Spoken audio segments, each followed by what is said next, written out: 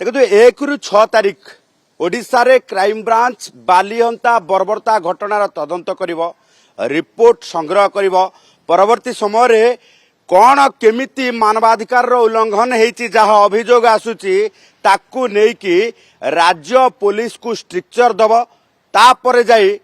मानवाधिकार कमिशन अर्थात जातीय मानवाधिकार कमिशन को जो 2 जणिया सदस्य आसी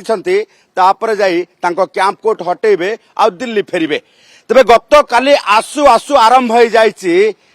मानवाधिकार कमिशन को कार्यकाल एवं जो रही मानवाधिकार जो कमिशन कर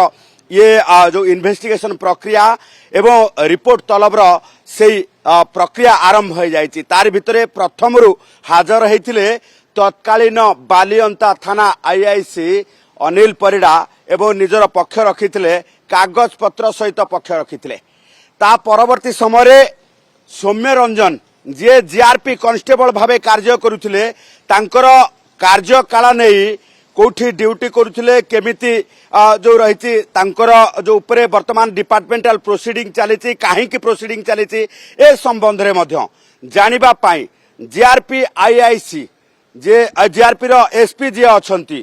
तांको मध्य एठिक डका जाइथिला तांको सर्विस रिकॉर्ड आनी आसीथिले जो रही एनएचआरसी को निकट को तेणु एनएचआरसी निकट रे जे रही एसपी जे रही जीआरपी रो सौम्य रंजन संबंधित समस्त डॉक्यूमेंट दाखल करथिले एवं पचराउचरा मध्य करा जाइथिला। ता परवर्ती स्टेप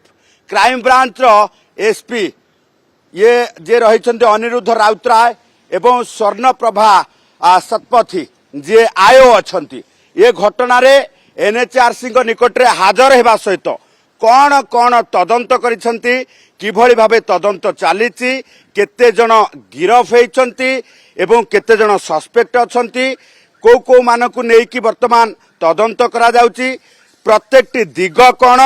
पुलिस रो संदेह को नेकी जो भଳି भाबे अभियोग आसुची ताकू नेकी क्राइम ब्रांच तदंत करूची ना नाही ये सबु किछि रो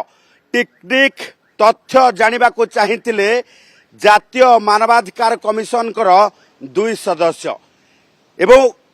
क्राइम ब्रांच पक्षरु मध्य ए संबंधित समस्त तथ्य प्रमाण एनएचआरसी निकट रे दाखल करा जाइथिला। तबे हारी भितरे गुरुत्वपूर्ण कथा होउची जे जे पिटिशनर से पिटिशनर को मध्य डका जाइथिला पिटिशनर कर मध्य एठी तांको पिटिशन आधार रे कथा सुनानी करा जाइछि। तबे आज द्वितीय दिन रे सबुठु इम्पोर्टेंट होउची एनएचआरसी रो टीम जे आसीचंती एनएचआरसी को टीम आज ग्राउंड जीरो को गस्त करिवो बालीअंता थाना जीवो मर्डर स्पॉट को जीवो पीड़ितांको गाँ को जीवो एमिति कि सौम्य रंजन का परिवार को मध्य जाई तांको जो रही स्टेटमेंट रेकॉर्ड करिवो। तेणु एभली स्थिति रे बालीअंता बर्बरता